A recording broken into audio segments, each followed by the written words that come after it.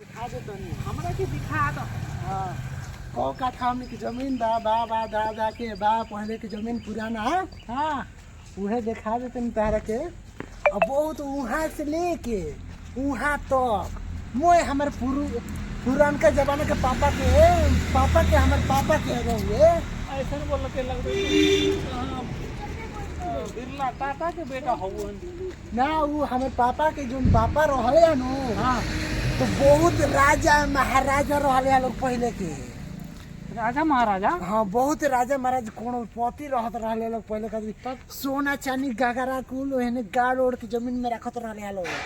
उहे पुरनका जमाना के हाथना बाबू हाथना पीऊ के ओढ़िया दिए थोड़ा सा है एक टुकड़ा बचल बहनिया वही मिले। तब तो तहरा पापा जी राजा हो ये हम महारानी। हाँ ना हाँ तू कहे कती महारानी तू राजा हमर पापा राजा आ हम उनका छोट लड़का राजकुमार हम राजकुमारी। हाँ राजकुमारी तू आ जन लो आ जाना तरु आ जन सरसों के खेतवा लौकता नु हो जा हौ वाला तो उ वाला हो लोकते नहीं खे कि झूठ बोलत हो जस लेके हाँ आ हौ तर कुलुया लौकता हाँ हो जा तक मोए हमनिए के खेतवा नहीं हो आ जाना तरु हौ आगा दूगो तीन गो लेबरो लागल बड़ा सन कोनो बात नहीं के कोठिया हमनिए के हटे आ जाना तरु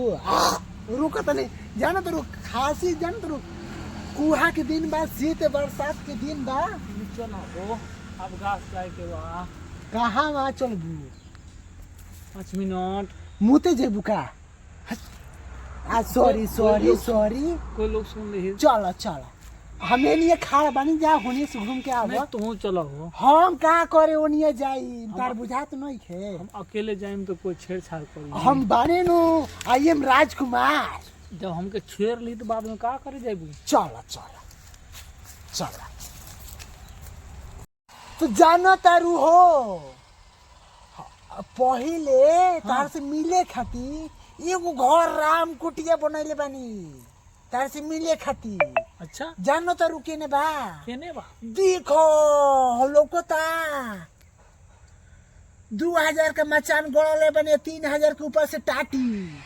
8 लोग कुत्ता कर ले गए। हाँ 4 दूनी 8 गो बा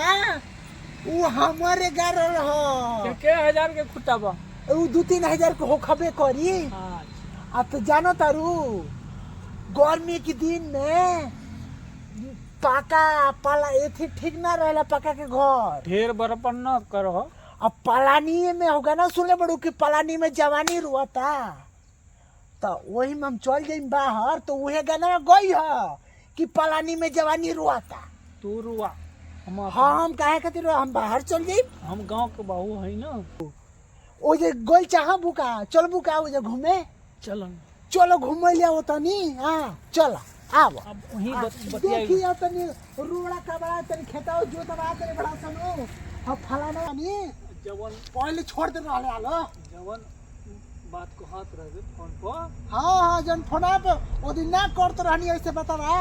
ये घर दा घर ना हो ई राम कुटिया हो। अच्छा राम कुटिया हाँ एही में तार से मिले खाती ना कर देनी आई पलानी एगो छोले बनी राम कुटिया। और ये बा हाँ यही में देख का तरह 4.5 लाख की गादा टोले बनी देख लाओ देख और देखो तू चमचमाता आयो रे दादा हाँ ये बस आ जाना तारू देखो गजो गजो करता एकदम ए पेनु आराम से हवा खातिर ये खेत खरी देखो गजो गजो करता नु हाँ तनी बैठा ना तनी बैठा तो बैठ हे पे बैठा तो अरे हमरा बचिया कौन तोशक तकिया हां ना देखो ना बढ़िया लगी बैठा पलंग है ई बैठा बढ़िया हाँ बैठा आज बैठा पहले तू बैठ हाँ हम बैठा तनी तू बैठ तारा खाती एकर के मुहूर्त देखवाई के बाबा जी से कि हमर मेहरारू आई शादी कैला के बाद तो यही पे उद्घाटन ओकर कर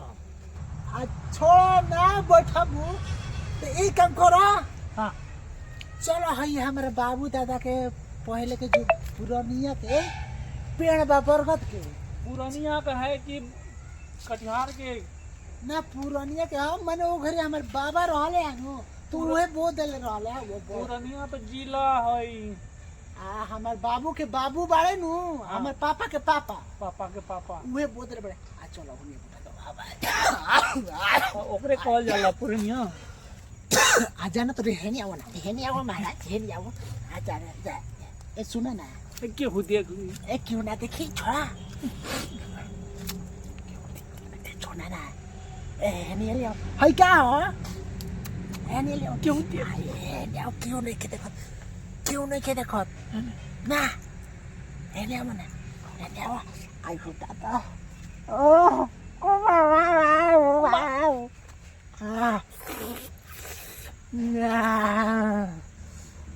जिंदगी संवर गई फिर लड़का नियन वो करेजा जुड़ा गई और कुछ देखल चाहबू। हाँ दिखावा। चलो ना चला चल चला तनी फसाला हमार धनिया अब बन दे तू कनिया। अच्छा